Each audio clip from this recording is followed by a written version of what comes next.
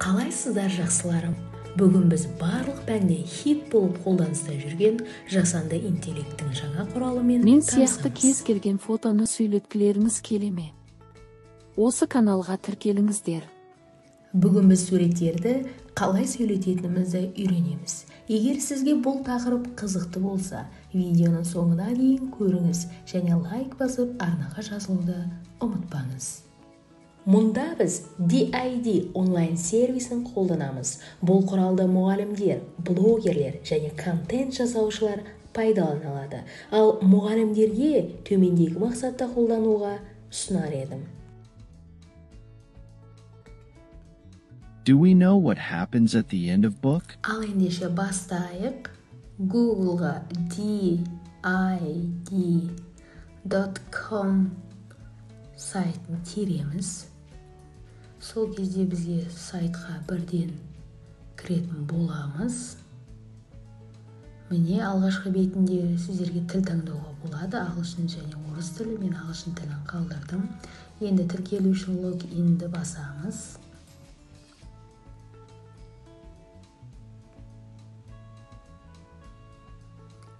Мұнда сіздер Google арқылы тіркелсеңіздер болады және Apple арқылы.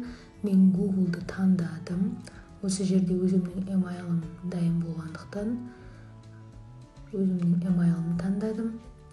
Енді бірден парақшаға өтеміз. Ол жерде бізге кішкене сұрақтар болады. Соған жауап беруіміз қажет.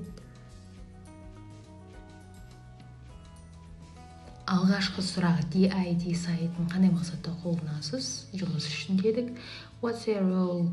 Сіздің бұндағы роліңіз қандай? Бұл жерде команда мүшесі дегенді таңдадым. Келесі DID бұл сайтты сіз қандай мақсатта қолданбақсыз?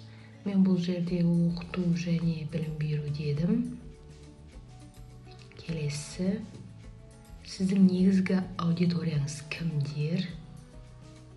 Бұл жерде кішкене жақынырақ келетіні internal teams болып тұр, яғни ішкі команда. So how many people are in your company? Яғни сіздің компанияңыз қанша адам деген сұрақ беріп тұр екен. Жуықтап жауап бердік. Бұл сіздің компанияңыз, яғни қандай өндіріске жатады депті. Оқыту және білім беру деген таңдадым. Осымен сұрақтар аяқталды.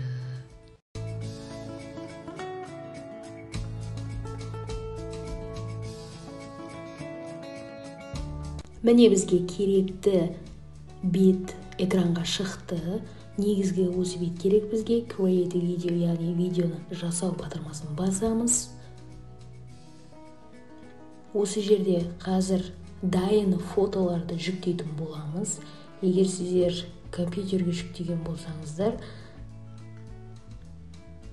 осы сайтқа қазір көшіріп әкелу арқылы видеоға жан беретін боламыз, яғни видеоны сөйлететін боламыз.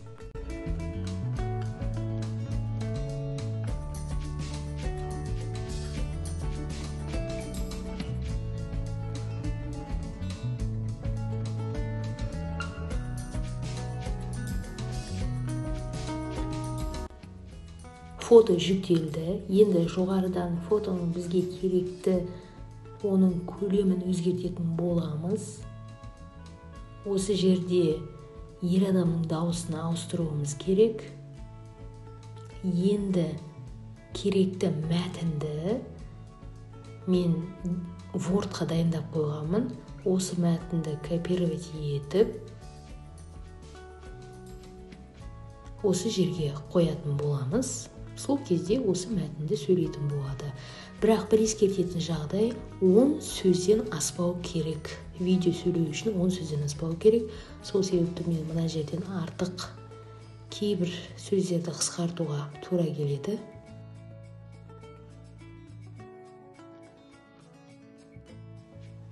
Сондай-ақ сіздер дыбыстың сөйлеу жылдамдығын төмендетіп немесе жылдамдата аласыздар. Мен өзімдікін төмендеттім. Do we know what happens at the end of book? Do we know what happens at the end of book? Видеоны сақтамас бұрын атауын өзгертіп алайық. Muslim деп жазып алдық. Енді сақтаймыз. Generate. Let's go.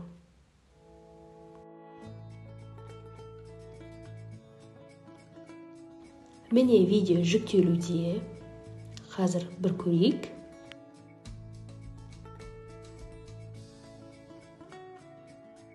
Do we know what happens at the end of book?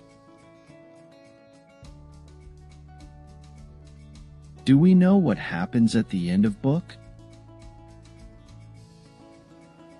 Осылай дайын болған видеоларды компьютерге сақтау үшін 3 нүктені бассаңыздар, download деген шығады, яғни жүктеу, осыны бассаңыздар, сіздерге міндетті түрде ол компьютеріңізге сақталатын болады.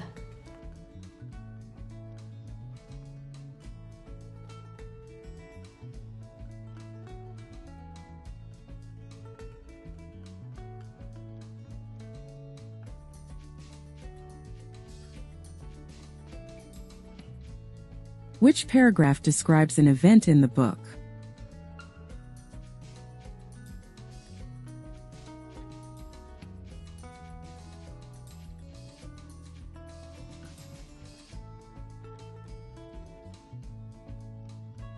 Міне видеомыз дайын. Егер сіздерге бүгінгі ақпарат пайдалы болған болса, жоғалтпас үшін арнама тіркеліңіздер, лайк басып, әріптестеріңізге жіберіп қойыңыздар.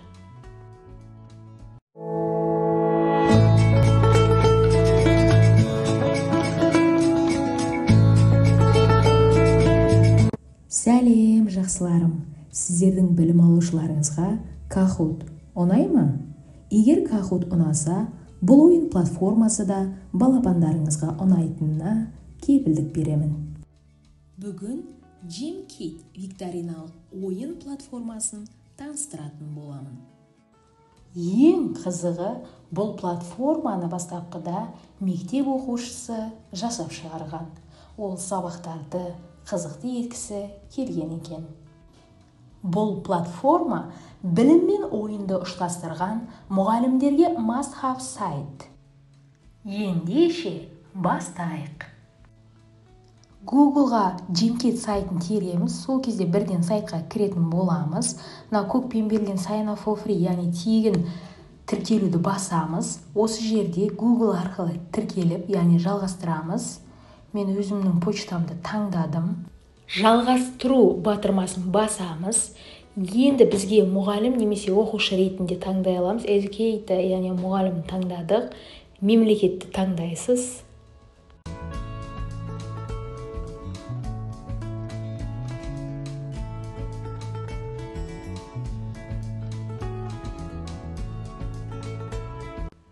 Келесі кезекте өз пәндеріңіз таңдайсыздар. Мен ағылшын тілін таңдадым. Енді негізі бағана бірінші бетінде сіздерге орыс тілі де шығу керек етін. Сіздерге орыс тілі шыққан кезде орыс тілін таңдасаңыздар, осы берілген пәннің барлығы орыс тілінде сіздерге беріледі. Немесе шатасып кетсеңіздер, басқа пән таңдап қойсаңыздар, ештеңе етпейді. Онда айырмашылығы жоқ. Келесі grade level, яғни сіздерге орта мектепті таңдадым. Жалғастыру. Міне біз тіркелдік, негізгі бет шықты. Next баса бересіздер, яғни келесі жабамыз. Негізгі бет дайын. Осы жерде жаңа ойынды құрастыру үшін New Kit батырмасын басыңыздар. Мұнда ойынның атауын, тіл, қай тілде болмақ және қай пәннен өтпексіздер, соны тіркейміз. Мысал ретінде тақырыпты body parts, яғни дене мүшелері деп таңдап алдым, оңай тақырып алдым. Келесі тіл, мен қазақ тілін таңдадым. Өздеріңізге керекті тілді мына жерден таңдай аласыздар. Пән қалдырдым. Келесі жалғастырамыз. Осы жерден жай ғана бір фон таңдап алсаңыздар болады.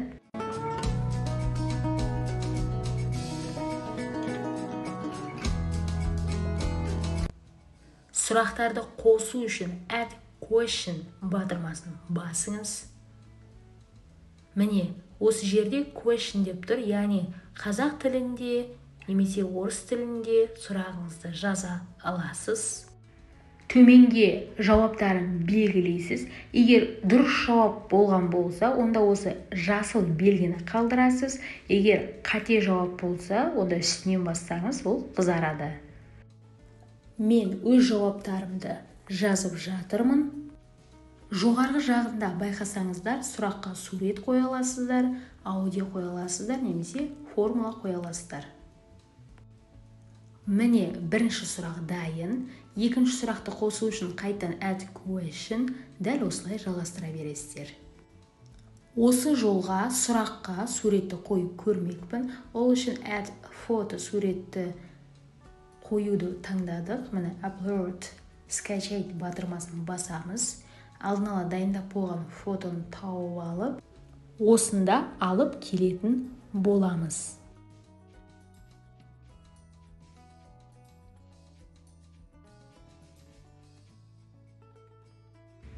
Мысал ретінде мен 3 сұрақ әзірлеген болатынмын. Олар дайын. Енді ойнап іс жүзінде қарастырып көрейік. All done, яғни аяқталды дегенді басамыз. Міне тұр body parts. Play live, яғни онлайн түрінде ойнау батырмасын бастық. Енді мына жерден қай ойынды ойнағыларыңыз келеді, біреуін таңдап аласыздар. Есте сақтайтын жайт, бұл ойындар, бұл сайт 2 аптаға жарамды. Сіздер 2 аптағана қолдана аласыздар. Бірақ қаласаңыздар кейінірек басқа бір почта ашып, қайтадан өздеріңізге осы сайтқа кіре аласыздар. Мен бірінші ойынды таңдадым. Жалғастыру батырмасын басамыз. Бұл жерде барлық сұрақтарға қанша уақыт бересіз, соны жазу керексіз. Келесі сізден рұқсат сұрап тұр. Оқушыға дұрыс жауабын көрсету ұтылған жағдайда 10 таңдайсыз. Ұпайды 1000 деп солге қалдырдым. Жалғастыру батырмасын басамыз. Ойынға арналған негізгі бетке өттік. Kahoot платформасындағыдай бізге код берілген. Осы кодтың үстін бассаңыздар, QR-да беріледі. Оқушылар осыны сканерлеу арқылы ойынға әрқайсы жеке-жеке онлайн қатыса алады. Ал сіздің экраныңыздан қанша оқушы қатысып отқаны, аттары кімдер, кім қатысып отқанын көре аласыздар.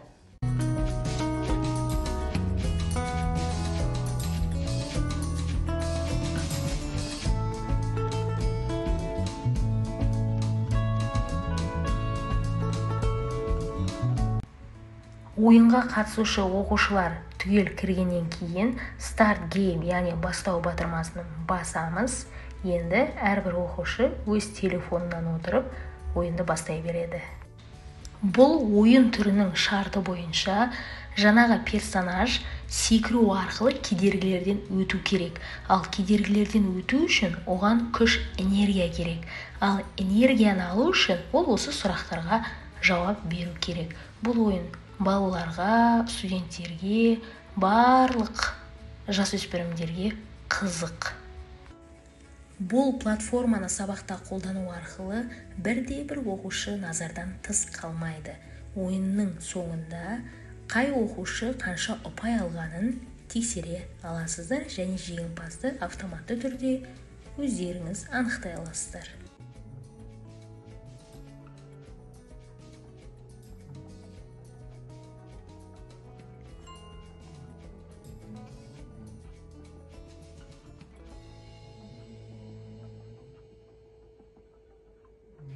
Егер ақпарат пайдалы болған болса, тіркеліңіздер, лүпіл қалдырыңыздар. Келесі видеода тағы қандай платформаны қарастырғанымызды қалайсыз? Пікірге жазыңыздар.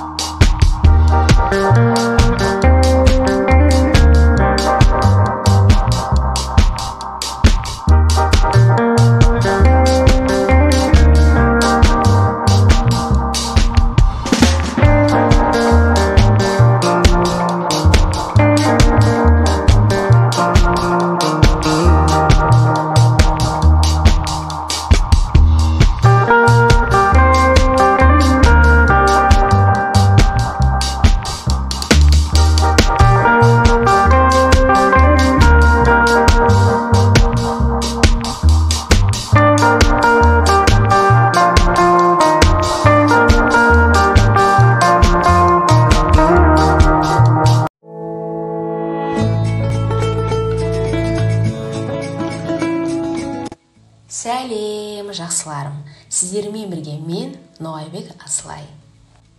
Бүгін сіздерді интерактивті оқытудың тренді Educaplay платформасымен таныстыратын боламын. Неге бәрі Educaplay платформасын таңдайды? Себебі тесттер, викториналар, ойындар барлығы бір жерде. Ең бастысы тегін.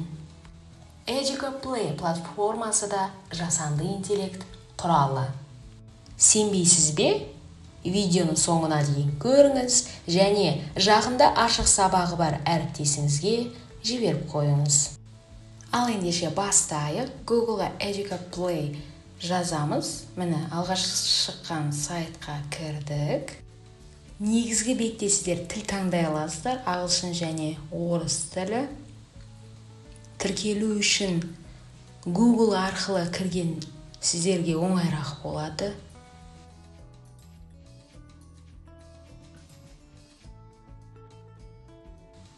Негізгі бет шықты, енді біз ойын жасауымыз керек. Ол үшін міне новый деген батырманы басамыз. Міне осы бетте Educaplay платформасының меню деп атасақ болады. Себебі осы жерден сіздер өздеріңіздің жандарыңызға қажетті тапсырманы, викторинаны, тест түрін таңдай аласыздар. Ал мен сіздерге ең танымал бақа ойынын көрсетейін. Тапсырманы таңдаған кезде жиі сіздерге шығатын болады. Осы жерге тақырып жазсаңыздар, ол сіздерге дайын тапсырма құрастырып беретін болады. Немесе мен сияқты егер сұрақтарыңыз дайын болатын болса, онда бір-біртіндеп тапсырмаларды теріп, жазып шықсаңыздар болады. Дайын, яғни дұрыс жауапқа жанына птичка қойып шығасыздар, дұрыс емес болса X-ті басасыздар. Сұрақтарды қалаған тілдеріңізде жаза аласыздар. Қазақ тілі, ағылшын, орыс тілі.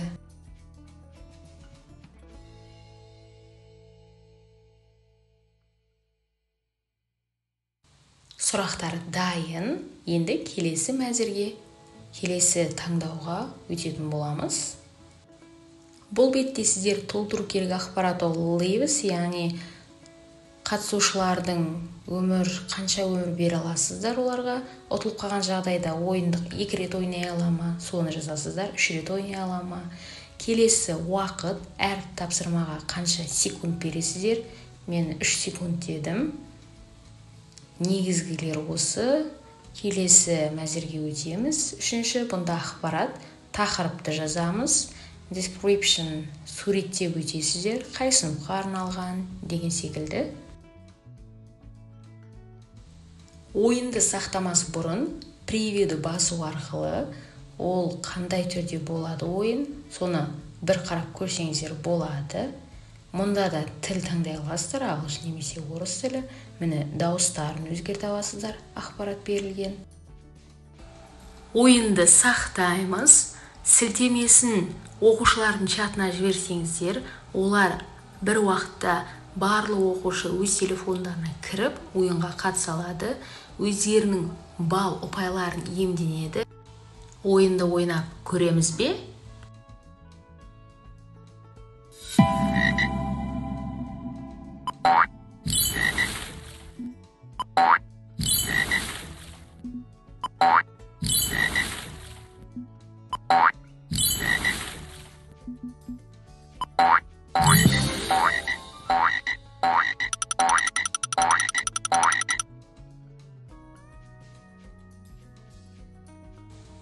Міне ұпай шықты. Астында отчет деген батырманы басу арқылы дұрыс жауаптарын көре алады. Ал мына файл деген белгіні бассаңыздар, оқушылар туралы отчетты көресіздер. Яғни, егер оқушылар өз Google почталарымен кірген болса, онда оқушылардың аты-жөндері шығып тұрады. Назарларыңызға тағы бір тапсырманы тексеріп көруді ұсынғым келіп отыр. Бірінші тұрған расстановка. Бұл жерде біз жасанды интеллект арқылы сұрақты құрастырып көрейік. Тақырып Қазақстан деп жаздым. Маған тарихқа қатысты құрастырып берген екен. соны көрсетейін сіздерге.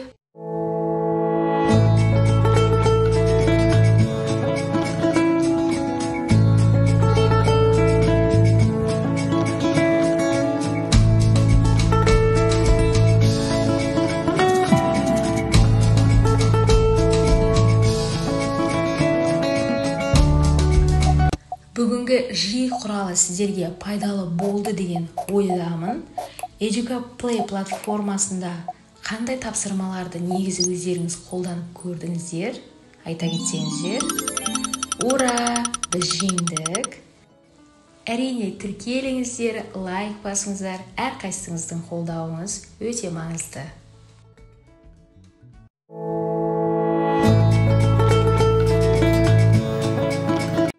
Сәлем достар, сіздермен бірге мен Ноғайбек Аслай. Бүгін біз сабақты ойынға айналдыратын керемет әдіспен танысамыз.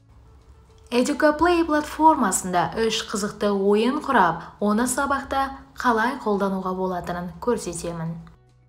Ендеше Memory Game, Alphabet Game және Crossword жасауды бірге үйренейік. Видеоның соңында бонус лайфхак бар, сондықтан соңына дейін қараңыз. Алғашқы ойынды құрастыру үшін мәзірден память деген батырманы басамыз. Алдарыңыздан жасанды интеллект шығады. Осы жерге өз тақырыптарын жазсаңыздар, бірнеше секундтың ішінде ғана сіздерге тапсырма ұйымдастырып береді. Тапсырмамыз дайын, енді ойнап көрсек қайтеді?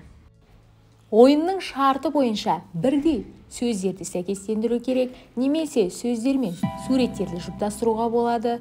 Енді бұл тапсырмаларды кез келген пәнде қолдана аламыз. Мысалға, тілдік пәндерде жаңа сөздер мен олардың мағыналарын сәйкестендіру, математикада есептің берілуі мен жауабын сәйкестендіру, және тағы да басқа пәндерде берілген суреттер мен сөздерді сәйкестендіре аласыздар.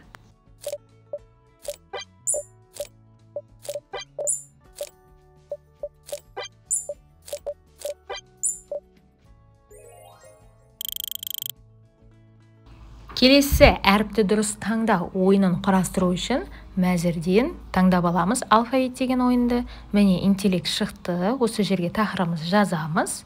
Бірнеше секунд және хоп, жауаптар дайын, сұрақ тапсырма дайын, ойнап көрейік.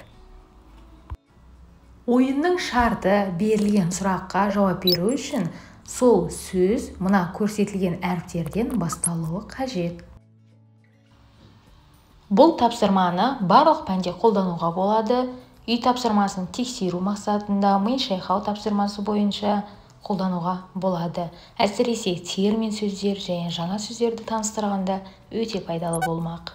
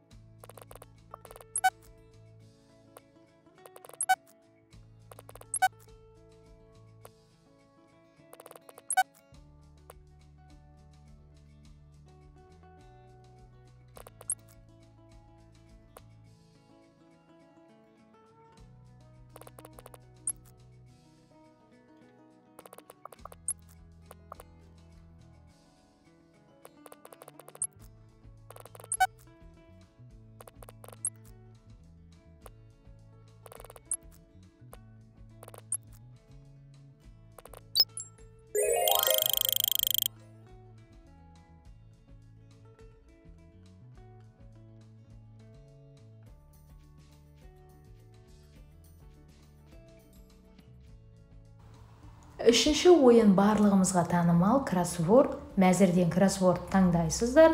Міне жиыға қалаған тақырыптарыңызды тересіздер. Тапсырмамыз дайын. Енді орындап көрейік, өте қызықты болайын деп тұр. Бірге көрейік.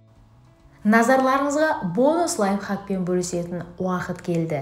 Оқушыларыңызға үй тапсырмасына ойын ұйымдастыруды осы платформада құрастыруды тапсырыңыздар. Бұл олардың креативтілігін арттырады. Ал сіз ең алдымен қай ойынды ойнатар едіңіз? Бөлісіңіздер, лайк басыңыздар, қолдауларыңыз өте маңызды.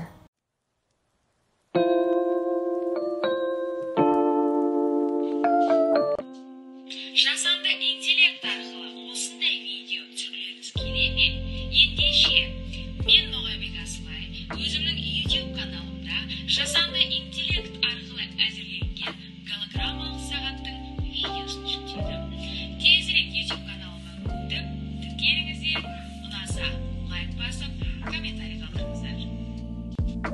Жасанды интеллект ғылым мен білімді ғана емес, күнделікті тіршілікте таптырмас көмекшімізге айналғаны хақ.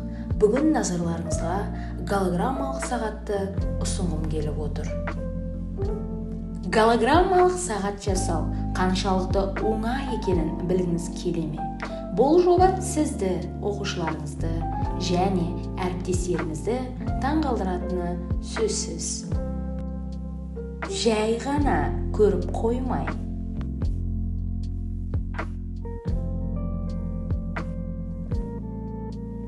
әр қадам сайын бірге жасап көрейік.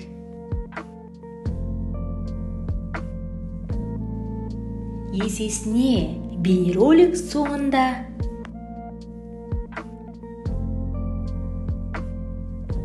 сізде өзіңіздің голограммалық сағатыңыз дайын болады.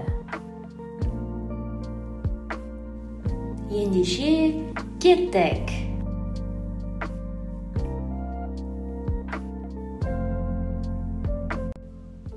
Алдымен Talking Code деген мына сайтты Google-ға жазсаңыздар бірден шығады. Міне кірдік. Енді оң жақта міне көрініп тұр, орыс немесе ағылшын тілін таңдай аласыздар. Мен ағылшын тілін қалдырдым. Оң жақта бізде мына жерді батырман бассаңыздар, sign up for free, яғни тегін тіркелуді басамыз. Өйткені бұның платный түрі де бар, ақылы түрі, яғни мына жерге emailді жазасыздар өздеріңіздің. Emailдан кейін 2 парольді өздеріңіз ойлап табатын боласыздар. Сөйтіп келісім бересіздер. Сол кезде сіздерге email почталарыңызға осындай код келеді. Сол кодты осы жерге белсенді, яғни активация жасау керексіздер. Жасаған кезде міне қайттан осы сайтқа сіздер тіркелдіңіздер. Енді осы сайттың оң жағын көріп тұрсаңыздар, міне сіздердің профильдарыңыз дайын, яғни тіркелгенсіздер. Енді біз код жасау керекпіз. Ол үшін create code деп тұр, яғни кодты құру, создать. Осыны басамыз. Сол кезде бізге осындай бет шығады. Бұл жерде сіздер дайын видеоны жүктеп қойсаңыздар болады, немесе бірден тікелей өздеріңізді видеоға түсірсеңіздер болады. Менде видеоны дайын болғандықтан жүктедім, яғни load файлды басамыз. Осы жерде дайын видеоны саламыз. Видеоның атауын өзгертсеңіздер де болады. Мен осы күйінде қалдырдым. Бұл жерде айта кетерлігі, видео тегін болғандықтан ол 30 секундтық голограммалық видео түсіре аласыздар. Міне жүктеліп жатыр бізде код. Бұл видеоны сіздер бір аптаның ішінде ғана пайдалана аласыздар. Ары қарай пайдалана алмайсыздар. Бір аптаның ішінде немесе сол бір рет пайдаланып болғаннан кейін өшіріп, қайттан басқа видеоны құрсаңыздар болады. Ең басты бір аптаның ішінде үлгерсеңіздер болды. Бір аптадан кейін бұл сайт ақылы болып кетеді. Соны есте сақтау қажет. Міне сіздер көрсетілген expires in 7 days, яғни 7 күнге жарамды. Енді мен бұл кодты өзіме жүктеп алуым қажет. Download кодты басамыз. Сол кезде астында бізге бірнеше нұсқалар көрсетілген. Мен логомен таңдадым. Және бұны сіздер осы дайын күйінде, карточка күйінде қолдансаңыздар болады, немесе сағатқа үстіне қойып, басқаша бір қызықты етуге болады.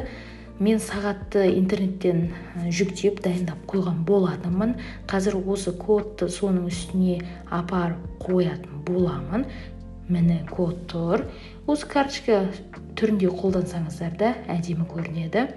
Міне менің сағатым, әдемілеп орналастырдым. Бұны алып, қиып дайындап қоямын. Және де дайын болған видео түрі Міне енді тексеріп көрейік. Телефоннан QR-ды ашамыз. Сол кодтың үстіне апарамыз. Шықты. Енді перейти на сайт. Сайтқа қарай өтеміз. Видеомыз көрінді. Енді Жасанды старт батырмасын басамыз. осындай видео түсіргілеріңіз келе ме? Ендеше, мен Ноғайбек Асылай өзімнің YouTube каналымда жасанды интеллект арқылы әзірленген голограммалық сағаттың видеосын жүктедім. Тезірек YouTube каналыма өтіп, тіркеліңіздер, ұнаса лайк басып, комментарий қалдырыңыздар. Қалайсыздар жақсыларым? Бүгін біз барлық пәнде хит болып қолданыста жүрген жасанды интеллекттің жаңа құралымен Мен сияқты кез келген фотоны сөйлеткілеріңіз келе ме? Осы каналға тіркеліңіздер. Бүгін біз суреттерді қалай сөйлететінімізді үйренеміз. Егер сізге бұл тақырып қызықты болса, видеоның соңына дейін көріңіз және лайк басып арнаға жазылуды ұмытпаңыз. Мұнда біз DID онлайн сервисін қолданамыз. Бұл құралды мұғалімдер, блогерлер және контент жасаушылар пайдалана алады. Ал мұғалімдерге төмендегі мақсатта қолдануға ұсынар едім. Do we know what happens at the end of book? Ал ендеше бастайық. Googleға DID.com сайтын тереміз. Сол кезде бізге сайтқа бірден кіретін боламыз.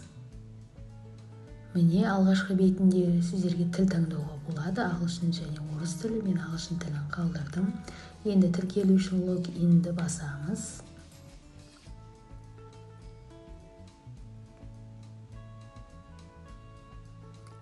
Мұнда сіздер Google арқылы тіркелсеңіздер болады және Apple арқылы.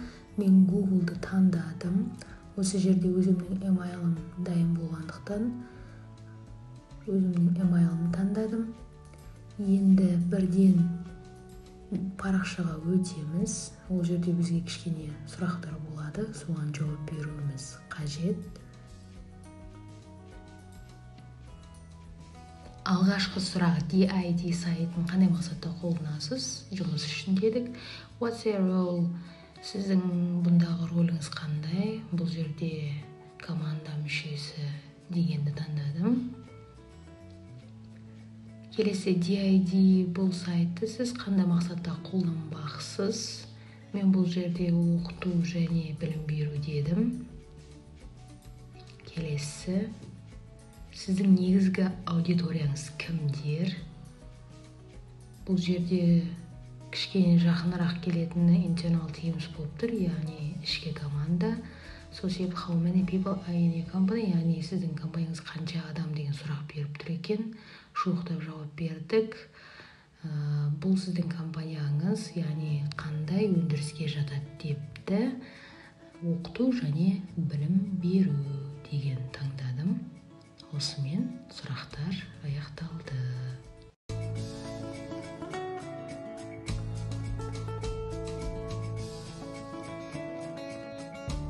Міне бізге керекті бет экранға шықты.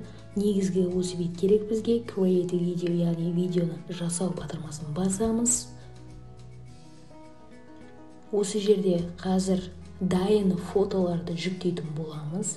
Егер сіздер компьютерге жүктеген болсаңыздар, осы сайтқа қазір көшіріп әкелу арқылы видеоға жан беретін боламыз, яғни видеоны сөйлететін боламыз.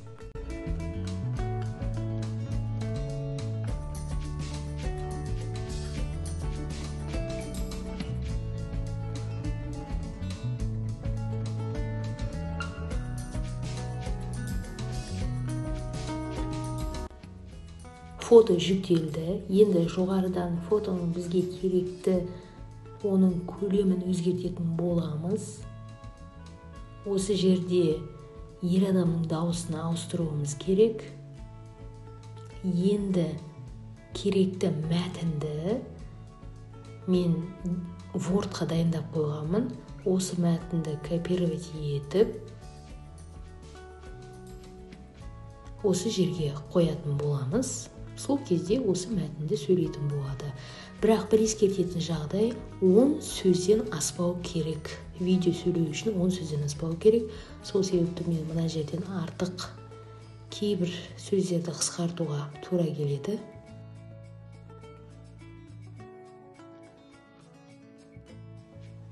Сондай-ақ сіздер дыбыстың сөйлеу жылдамдығын төмендетіп немесе жылдамдата аласыздар. Мен өзімдікін төмендеттім. Do we know what happens at the end of book? Do we know what happens at the end of book? Видеоны сақтамас бұрын атауын өзгертіп алайық. Муслим деп жазып алдық. Енді сақтаймыз. Generate. Let's go.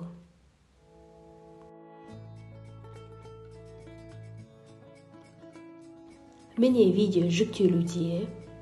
Қазір бір көрейік.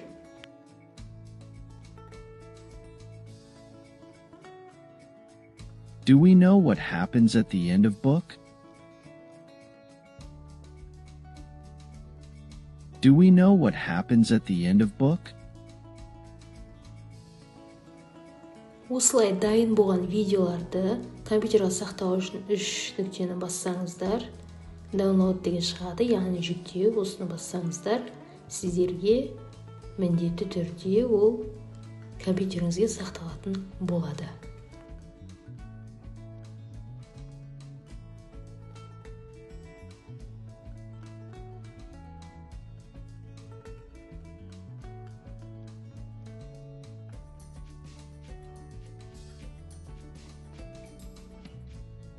Which paragraph describes an event in the book?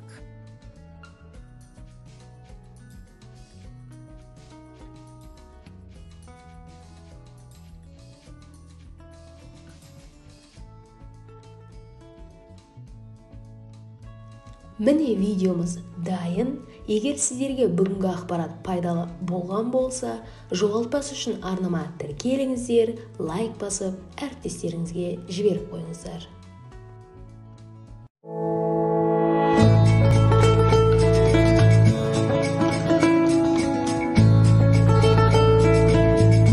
Сәлем, жақсыларым.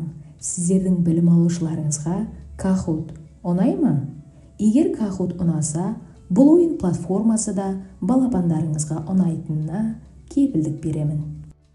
Бүгін Gymkit викториналық ойын платформасын таныстыратын боламын. Ең қызығы, бұл платформаны бастапқыда мектеп оқушысы жасап шығарған. Ол сабақтарды қызықты еткісі келген екен. Бұл платформа білім мен ойынды ұштастырған мұғалімдерге must-have сайт. Ендеше бастайық. Googleға Gymkit сайтын тереміз, сол кезде бірден сайтқа кіретін боламыз. Мына көкпен берілген sign up for free, яғни тегін тіркелуді басамыз. Осы жерде Google арқылы тіркеліп, яғни жалғастырамыз. Мен өзімнің почтамды таңдадым. Жалғастыру батырмасын басамыз. Енді бізге мұғалім немесе оқушы ретінде таңдай аламыз. Educator, яғни мұғалім таңдадық. Мемлекетті таңдайсыз.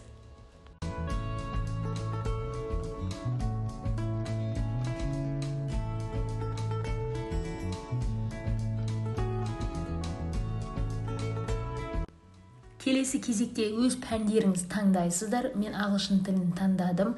Енді негізі бағана бірінші бетінде сіздерге орыс тілі де шығу керек етін. Сіздерге орыс тілі шыққан кезде орыс тілін таңдасаңыздар, осы берілген пәннің барлығы орыс тілінде сіздерге беріледі. Немесе шатасып кетсеңіздер, басқа пән таңдап қойсаңыздар, ештеңе етпейді. Онда айырмашылығы жоқ. Келесі grade level, яғни сіздерге орта мектепті таңдадым. Жалғастыру. Міне біз тіркелдік, негізгі бет шықты. Next баса бересіздер, яғни келесі жабамыз. Негізгі бет дайын. Осы жерде жаңа ойынды құрастыру үшін New Kit батырмасын басыңыздар. Мұнда ойынның атауын, тіл қай тілде болмақ және қай пәннен өтпексіздер, соны тіркейміз. Мысал ретінде тақырыпты body parts, яғни дене мүшелері деп таңдап алдым, оңай тақырып алдым. Келесі тіл, мен қазақ тілін таңдадым. Өздеріңізге керекті тілді мына жерден таңдай аласыздар. Пән қалдырдым.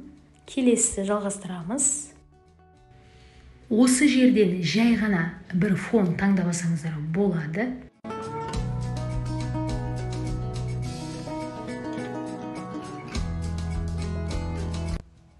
Сұрақтарды қосу үшін add question батырмасын басыңыз. Міне, осы жерде question деп тұр, яғни қазақ тілінде немесе орыс тілінде сұрағыңызды жаза аласыз. Төменге жауаптарын белгілейсіз. Егер дұрыс жауап болған болса, онда осы жасыл белгіні қалдырасыз. Егер қате жауап болса, онда үстінен бассаңыз, ол қызарады. Мен өз жауаптарымды жазып жатырмын. Жоғарғы жағында байқасаңыздар, сұраққа сурет қоя аласыздар, аудио қоя аласыздар, немесе формула қоя аласыздар. Міне, бірінші сұрақ дайын. Екінші сұрақты қосу үшін қайтадан add question, дәл осылай жалғастыра бересіздер. Осы жолға сұраққа суретті қойып көрмекпін. Ол үшін add photo суретті қоюды таңдадық. Міне upload sketchade батырмасын басамыз.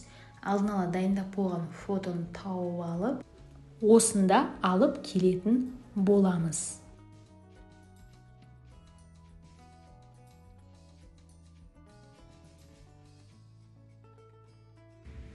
Мысал ретінде мен 3 сұрақ әзірлеген болатынмын. Олар дайын. Енді ойнап іс жүзінде қарастырып көрейік. All done, яғни аяқталды дегенді басамыз. Міне тұр body parts, play live, яғни онлайн түрінде ойнау батырмасын бастық. Енді мына жерден қай ойынды ойнағыларыңыз келеді, біреуін таңдап аласыздар. Есте сақтайтын жайт, бұл ойындар, бұл сайт 2 аптаға жарамды. Сіздер 2 апта ғана қолдана аласыздар. Бірақ қаласаңыздар кейінірек басқа бір почта ашып, қайтадан өздеріңізге осы сайтқа кіре аласыздар. Мен бірінші ойынды таңдадым. Жалғастыру батырмасын басамыз. Бұл жерде барлық сұрақтарға қанша уақыт бересіз, соны жазу керексіз.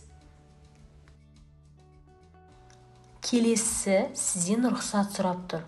Оқушыға дұрыс жауабын көрсету ұтылған жағдайда 10 таңдайсыз.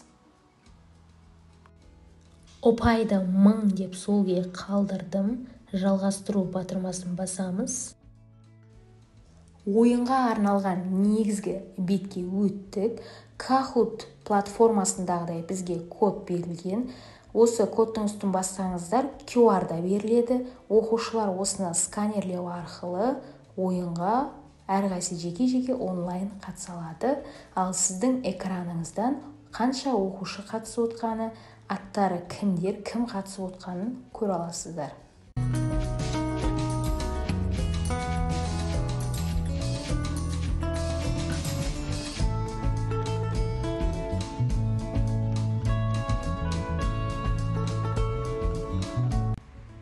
Ойынға қатысушы оқушылар түгел кіргеннен кейін Start Game, яғни бастау батырмасын басамыз.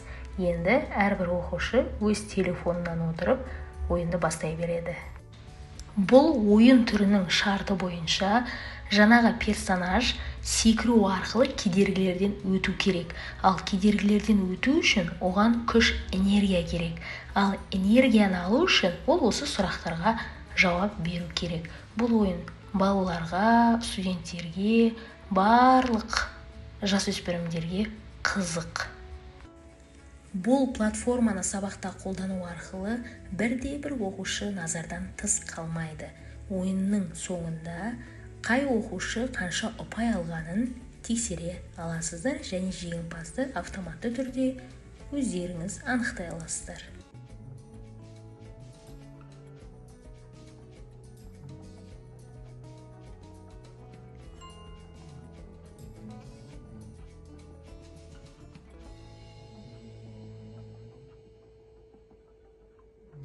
Егер ақпарат пайдалы болған болса, тіркеліңіздер, лүпіл қалдырыңыздар.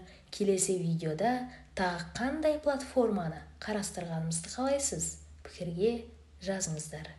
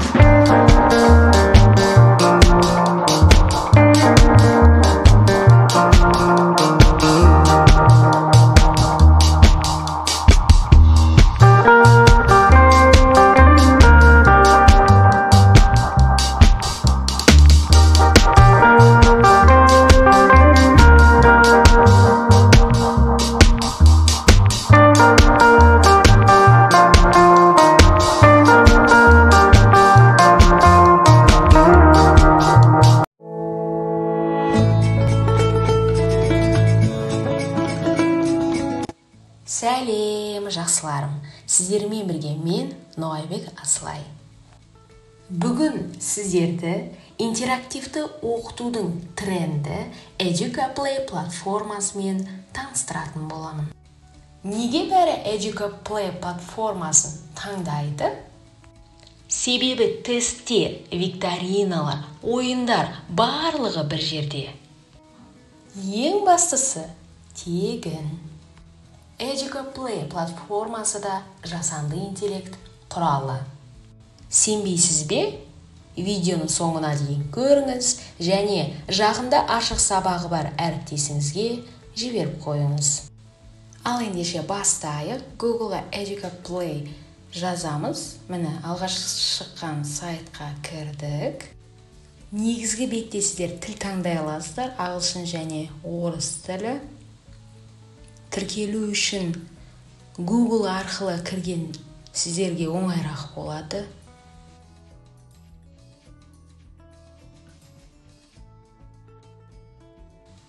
Негізгі бет шықты. Енді біз ойыны жасауымыз керек. Ол үшін міне новый деген батырманы басамыз. Міне осы бетте EducaPlay платформасының меню деп атасақ болады. Себебі осы жерден сіздер өздеріңіздің жандарыңызға қажетті тапсырманы, викторинаны, тест түрін таңдай аласыздар. Ал мен сіздерге ең танымал бақа ойынын көрсетейін. Тапсырманы таңдаған кезде жиі сіздерге шығатын болады. Осы жерге тақырып жазсаңыздар, ол сіздерге дайын тапсырма құрастырып беретін болады. Немесе мен сияқты егер сұрақтарыңыз дайын болатын болса, онда бір-біртіндеп тапсырмаларды теріп, жазып шықсаңыздар болады. Дайын, яғни дұрыс жауапқа жанына птичка қойып шығасыздар. Дұрыс емес болса, X-ті басасыздар. Сұрақтарды қалаған тілдеріңізде жаза аласыздар. Қазақ тілі, ағылшын, орыс тілі.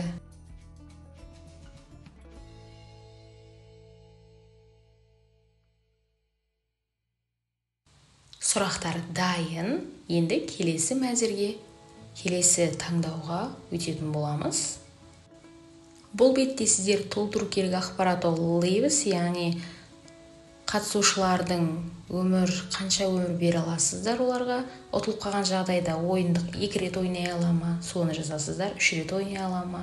Келесі уақыт, әр тапсырмаға қанша секунд бересіздер. Мен 3 секунд дедім. Негізгілер осы. Келесі мәзірге өтеміз. Үшінші, бұнда ақпарат, тақырыпты жазамыз. Description, суреттеп өтесіздер, қай сыныпқа арналған деген секілді. Ойынды сақтамас бұрын превьюді басу арқылы ол қандай түрде болады ойын, соны бір қарап көрсеңіздер болады.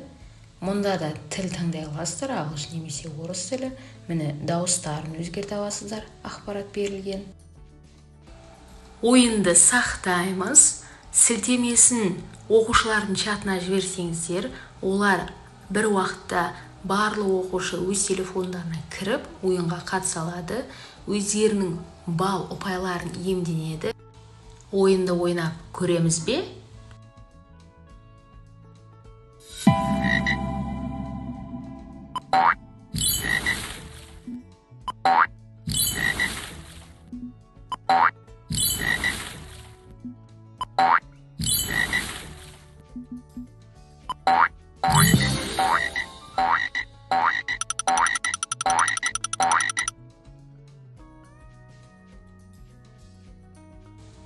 Міне ұпай шықты. Астында отчет деген батырманы басу арқылы дұрыс жауаптарын көре алады. Ал мына файл деген белгіні бассаңыздар, оқушылар туралы отчетты көресіздер. Яғни, егер оқушылар өз Google почталарымен кірген болса, онда оқушылардың аты-жөндері шығып тұрады. Назарларыңызға тағы бір тапсырманы тексеріп көруді ұсынғым келіп отыр. Бірінші тұрған расстановка. Бұл жерде біз жасанды интеллект арқылы сұрақты құрастырып көрейік. Тақырып Қазақстан деп жаздым. Маған тарихқа қатысты құрастырып берген екен. Соны көрсетейін сіздерге.